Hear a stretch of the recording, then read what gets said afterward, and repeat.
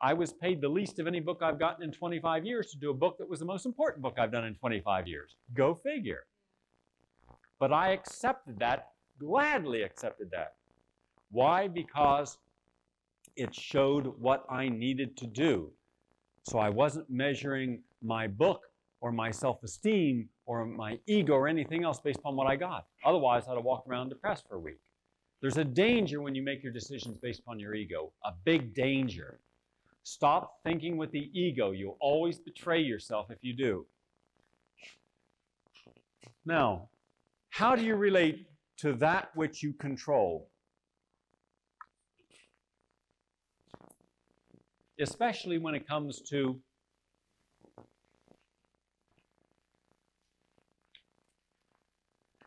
the chase, the capture, conquest. Do you still have the same interest? Or do you begin to lose interest? What is it? Look at all the things you thought were so important, you put so much time and effort and energy into doing. And then once you did them, somehow or other, they never seemed that important once you actually controlled it. Think of how many people in this room were either the object of someone's attention and affection, and as long as it was still an object in pursuit, the energy that was shared was a whole lot different once you acquiesced and you said, I'm yours. And then suddenly, there was no longer the same interest. And in time, there was actually disinterest. Like, okay, I got that trophy and it's up on there collecting dust. Now let me go get another trophy, which in time will collect dust and some. Think of all the things, not just people, but people's a good place to start. Think of the people who need to control people in order to verify their own life. And so they assume that they have a right to take control, even parents over children. There's one way of relating to a child, so you treat the child as an equal in respect. Of course, the child is not equal in intelligence, not equal in experience or anything else, but in respect. So the child knows that what they are counts, and they do count. Therefore, you'll listen to what they say. Even when they say things make no sense, you'll still respect the fact that they're able to say it. Because the moment you no longer show the child respect and say, that's stupid. No, no, no, you're wrong. No, no, no. Don't embarrass me. The child stops being honest. They're afraid that anything they express that is honest is going to be regarded as unworthy, and they're going to feel the pain and discomfort of your rejection. So it starts a pattern of behavior that continues on into adulthood. So even when you have a chance to share something that would be a constructive or positive insight, a way of seeing things or changing things, what do? You hold back. Why? Because in that psyche is the idea that that other person is going to be like your mother or father and not treat you as if your opinion mounted to something. And then guess what we do? Being creatures that love to follow habits and patterns, we go right out and find someone who is an ideal image of the dominator, male or female model that we were raised to believe in. And then the person doesn't respect us, doesn't ask us for our opinion. We were just another conquest and a control. Now, when we want to exercise some change in our life, when we want to do something different, now the person feels threatened by that and starts undermining our growth, our change. How dare you start to exercise? How dare you want to do a marathon? That's crazy. Think of your legs, think of your body, think of you're going to dry up, you're going to get, and think of the doctor bills, and suddenly you're thinking, oh God, I'm so glad you talked me out of that. I would have been a wreck had I gone out there and tried to do something, because you certainly know more about my body, my mind, my spirit than I do, and so I don't have to fail now. And oh, I'm so happy in my life. You're keeping me exactly in my place. You're keeping me just, just this little kind of itch, boom. And I'm in a box. And you take me out and you say, you're a rubber ball and I'll bounce you off the wall. Well, what happens when the person says, I'm going to go do the marathon, and because I want to do the marathon. It's for me. It's not for you. And I'm going to like me even more doing it, because to do the marathon, I got to give up a lot of stuff. I got to give up negativity. I got to give up a lack of focus. I've got to focus for the first time in my life. I have to have discipline in my life, integrated discipline. I have to integrate a good diet, good behavior, good attitude. I have to look in a mirror and say, that's what I want to look like, because I'm going to see the illusion of the ideal body for me, and every day I'm going to come one little step closer to shrinking this body and tightening it up and affirming it. I see the mind I want. So when I look in that mirror, that mind is going to be my mind. And guess what? When I'm doing that marathon, every step I take is a step away from the bondage that I've held myself into. Now, in the process, you can respect me for it. You can enjoy the process. You can stand on the sidelines. You can try it with me. Do any of the above, but do not limit me, and do not criticize me, and do not tell me what you don't like about it. Because if you do, you are out of my life. Now, that is a healthy attitude. And that's why we see some people doing things, and the marathon I was only using as a metaphor, and other people terrified to do things because their life is suddenly no longer their own. It is a part of the control of someone else. Someone else is measuring their own ego upon how much control they can exercise over other people.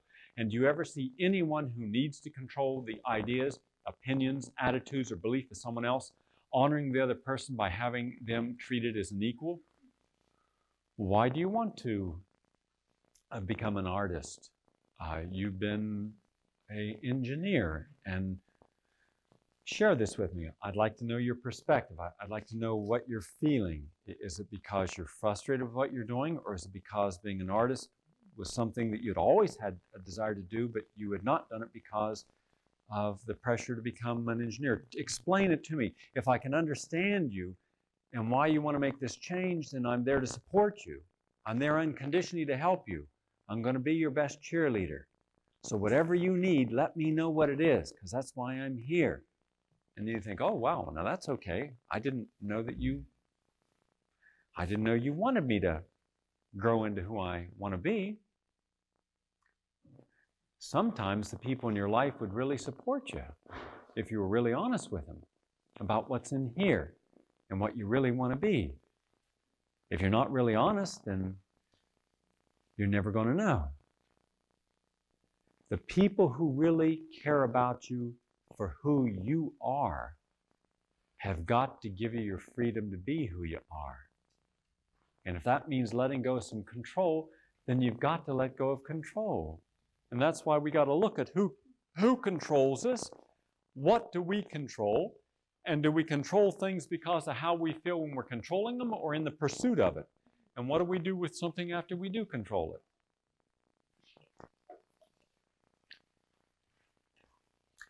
It's control over things or people satisfying the real needs.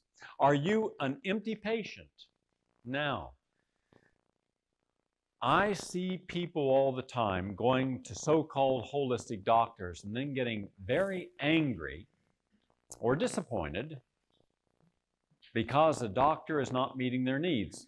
Sometimes when I talk to these patients, I ask, what are the needs that you have? Well, I needed more time with the doctor, and the doctor gave me too little time. I didn't have the income to pay, and so they wouldn't treat me.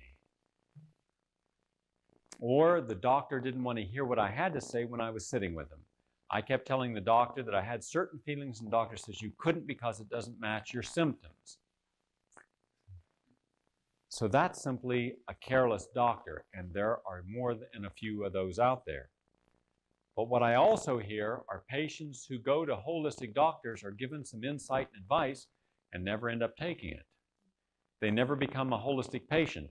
This is a phenomenon. It's a new concept I've developed, and you'll hear more on this as we go on, called the empty patient syndrome. The person who is empty inside. Well, if you're empty inside, what will you try to do? What does an empty person do? Fill up. But what do you try to fill up with? Someone else. Always you want to fill up. So you're drawn to people you feel are full of life.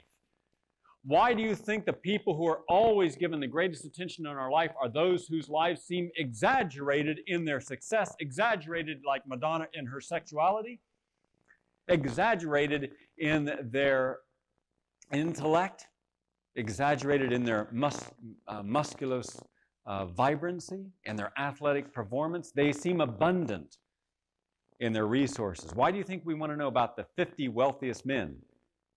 We never want to know about the 50 common men, right? Well, I don't want to know about that. what does knowing that person has $5 billion have to do with anything? How do you know how they made it? How do you know what they're doing with it's important? You're just making the judgment that they're significant because they have it. A person wanted to write a book and called me recently asking for my advice on the 50 most important people in the world. And I said, well, what's your criteria for important? And they said, people who affect other people. And I said, that's not what I would consider important. Because I know people who affect other people that no one would ever hear of. And you wouldn't write about them because they're not popular figures. You want popular figures, like they want to have Madonna. Why is Madonna important? There's nothing there. It's not real. It's an image. It's a very well-marketed, packaged image. It's an image that shows a lot of people what happens when you take an exaggerated, suppressed sexuality and you project it upon someone else who will do anything they want. There's an irony. If a politician, but we're very specific about the images we will accept and reject and how we do it. Madonna goes out with women, men, and anything that she wants, does everything she wants, as much as she wants, in any way, form, or fashion she wants, and people spend money to see it, to hear it, and to participate vicariously as voyeuristic spectators to it. She, on the other hand, is only too happy to have a life that is in the public eye and is exhibitionistic enough to say, here's my body, here's my fantasies, here's what I've got, and don't you love it that I'm enjoying it? Now, we really don't know if she's enjoying it because she really is enjoying it or because she has become her own characterization in life. We don't know if she's not a frustrated, angry person who is so miserable that if she's not in the public eye every other minute, she would feel that her life is meaningless. We don't know that. All we know is that we're willing to give her $50 or $60 million a year to keep herself out there. Madonna will never lose money or popularity for being overly sexual. She'll lose it if she becomes under-sexual. If she changed her image, she would be forgotten. If a politician became sexual, then they're forgotten. Right? If John Wayne became a supporter of women's lib, he would be no longer supported. We want the people who we have gone to because we are participating in their fulfillment to continue to be exactly what we need. We don't want someone changing identities on us. And the one thing we never do, we never associate with multidimensional men or women, because we can't get a handle on what it is. We like things that are more simple. People who have one image and stick to it.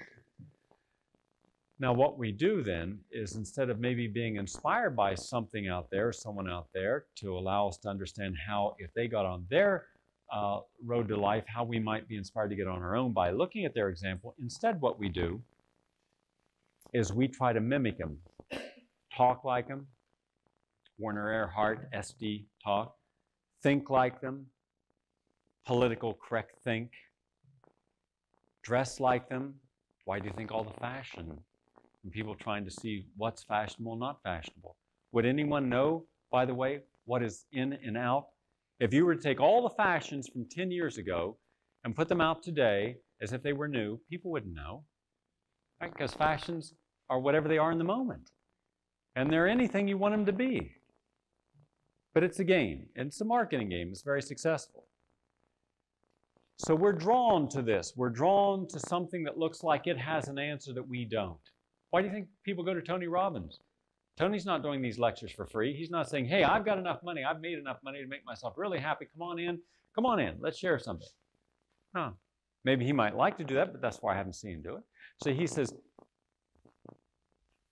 come on in. Let me, in the moment, make you feel good about yourself. Well, what happens to that? Does someone take that further? Maybe. Stops there? Maybe. But the fact that you're drawn to something is because you think that there is a promise that you're going to feel better about who you are by participating in someone else's magnification of life. The trouble is, when we get up real close and real personal, you never see that it's what we think it is by its illusion. So a lot of times, those people who are in the public eye stay the hell away from the public. They don't want you getting too close. You get too close, you see it all. And you see that there's not a whole lot of difference between them and you, except the circumstances of success, which are frequently just image, the illusion that there's something different. The reality, there isn't. I know some of the biggest names in the world, and I don't know one of them that is any more unique than anyone else in this room. They may be wealthier, more famous, but they're not different. Trust me on this, they're not different. What you think about, the problems you face each day, how you live a day, what you do with the day, they do the same thing. They just do it more extravagantly or in some more extreme way. They're the same. Well, what happens then when we are drawn to a person like a healer, a doctor, a preacher, and we need what they've got, or we think what they've got in order to feel good about us? We become the empty patient. So the empty patient has a phenomenon. They're very good for business because they keep coming up with the resources to give you in order for you to give them what you have. The trouble is they're never going to really make something that you give them work. And so they keep going from doctor to doctor to doctor to doctor to doctor to doctor. And when I start hearing people gone to every doctor and have something to say about every doctor, and you say, well, what have you done for yourself? Well, what can I do? I don't know what to do. I'm not a doctor. I don't know anything. I don't know my body. Well, why don't you get into touch with what you don't know and start educating yourself? And they, again, the excuses. They always have the excuses. They're a blamer. Always be aware if you are blaming someone else for not being what you thought you needed them to be in order for you to feel good about your own experience. And this is what you have to be aware of. The people come into your life because they see you as being something that they need to be, but they have no intention of being the best that they can be to be happy. But they're drawn. The empty lover. What would an empty lover be? Come on, what would an empty lover be? That's right. An empty lover would mimic and would go through the motions and might even participate in anything that was asked, but it wouldn't come from because they truly wanted to experience that and be responsible for it. The difference between the empties and the real is the reals will always take responsibility for what they feel and what they think and what they do. The empties never take responsibility and will blame you. An empty lover would be one who you would have a loving relationship with, and then when it no longer works, would blame you for using them. Has that ever happened to anyone in this room? Yeah? You? Well, not you, of course. You got to get off this macrobiotic stuff, shave, and have a nice sex life. You'll see. Who else does this happen to? I want to see hands. How's this happen? Huh? How's it happen?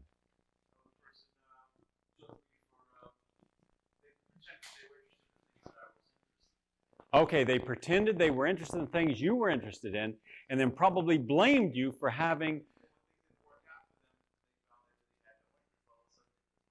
your fault. You had used them, right?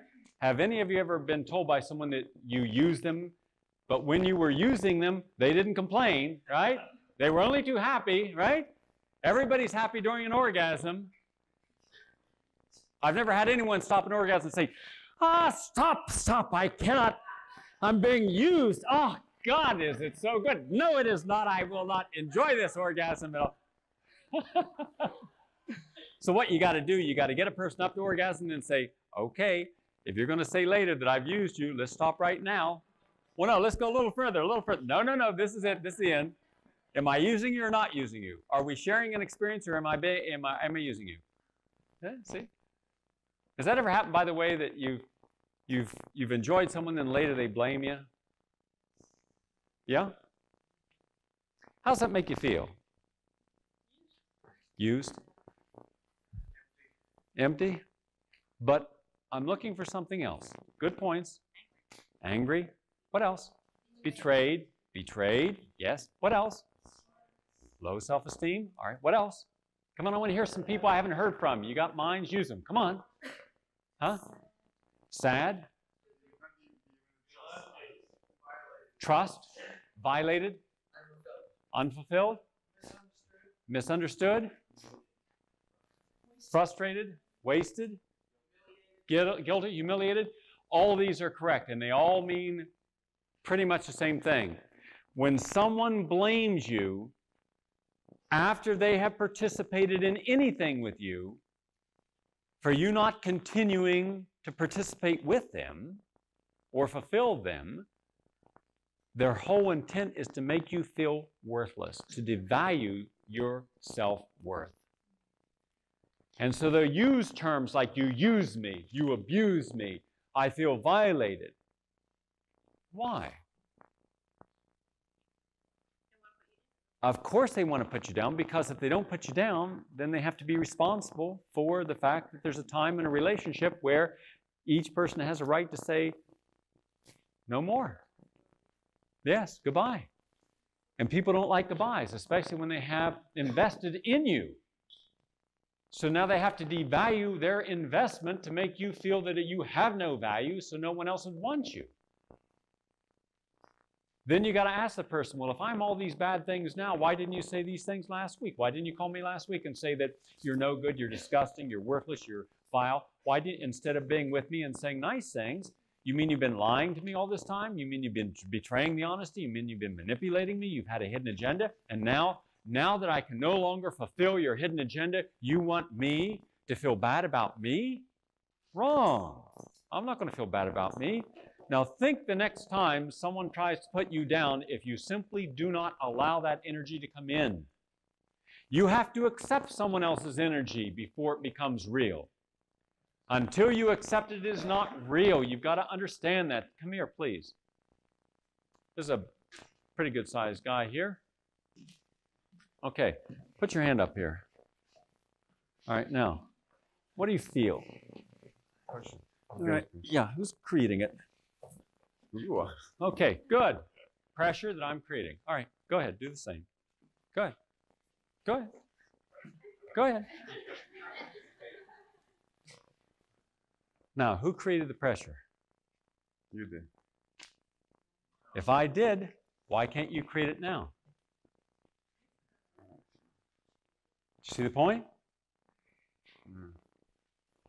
How to start fights start generally, huh? Right? But what if I didn't say anything? What if I didn't do anything? What if I didn't return the response? What if I didn't return the anger? What if I didn't engage my ego? It takes two clashing egos to fight. It takes two egos to have a victim of one person feeling defeated. Okay, thank you. What we have to understand is people will intentionally bait you when they want to put you down. You can't put someone down and make them feel bad if you say, hey, I really enjoyed the time we spent. I'm sorry we're not going to spend any more time, but it was good. All right? I enjoyed it. I learned from you. It was, it was fun. Right? Now I got to go on to something else in life. But life is that's the way it is. Hey, I can't keep that leaf on the tree next year and the year after. It's going to fall, and another's going to come. Life is changing. I'm not as young as I was yesterday, but tomorrow's another day. And no, you never hear anyone say that. But how much healthier that would be. Hey, I enjoyed working with you, this job. I'm sorry that I got to go on now. But I appreciate what you gave me a chance to do and to work with you. And I've learned. And I'm going to take that with me. I'm going to take the best that I shared in this job with me. I enjoyed your friendship. It was a nice friendship. No matter what, I'm going to take the best of that friendship with me. That's what I'm going to remember. I enjoy this environment.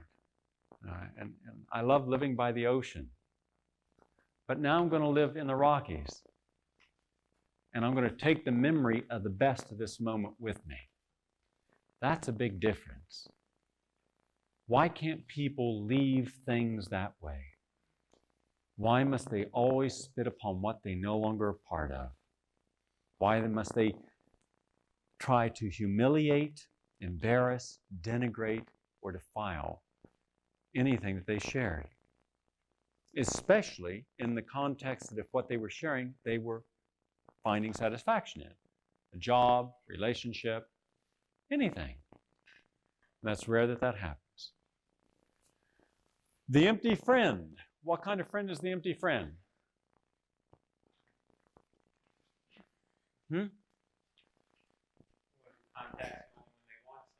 Oh, yeah.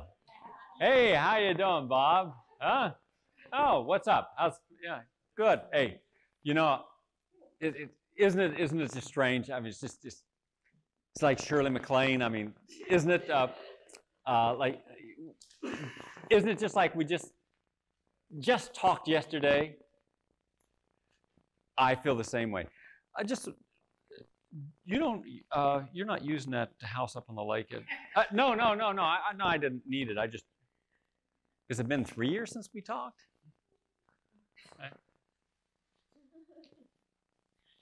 Bob, Friday night. What are you doing? 7 o'clock? I know it's 6 o'clock. I just want to spend some time with you.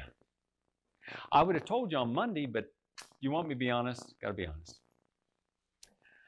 Everybody else who was better to be with had something else to do. You're left. I mean, no, that's never what we're told. But how many times have you gotten those calls, right? Like, what are you doing? And 15 minutes from now. I could have been doing something 2 days ago. And we accept this. I don't.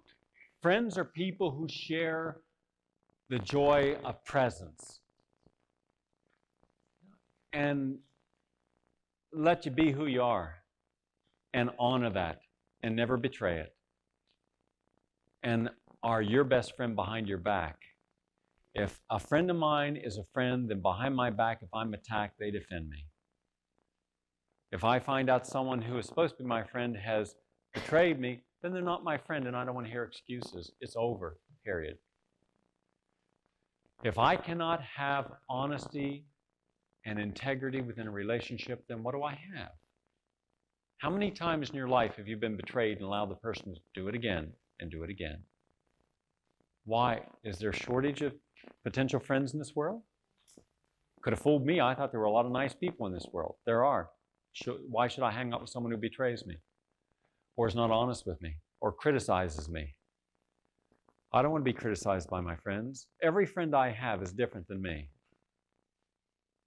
And I never engage them in their differences. Never. It's not for debate. It's not for discussion. I accept them. I have friends who are capitalists and socialists, friends who are Catholic and agnostic. That's immaterial to me. All I care about is, are they fun to be with and do they have a nice heart? You know, are they warm-hearted people? Can they laugh? Are they fun? Because that's what I share. What do you think? I'm going to share someone for intellect? Gary, I want to be your friend. So I had actually someone saying this. Well, I'd love to be your friend. Why? Well, because there's so much I could learn.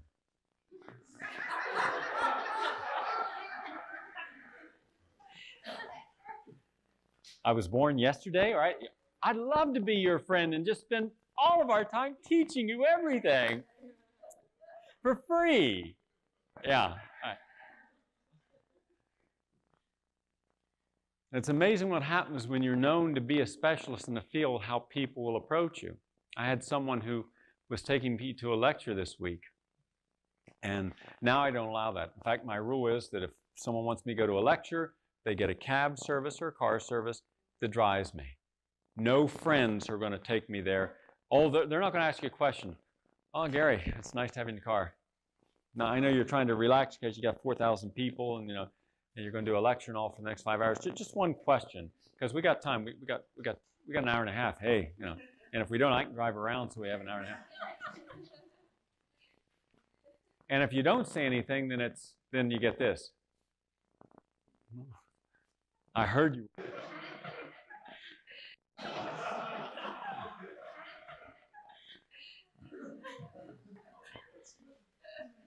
All right? It's what I call the rose with the poison thorn syndrome.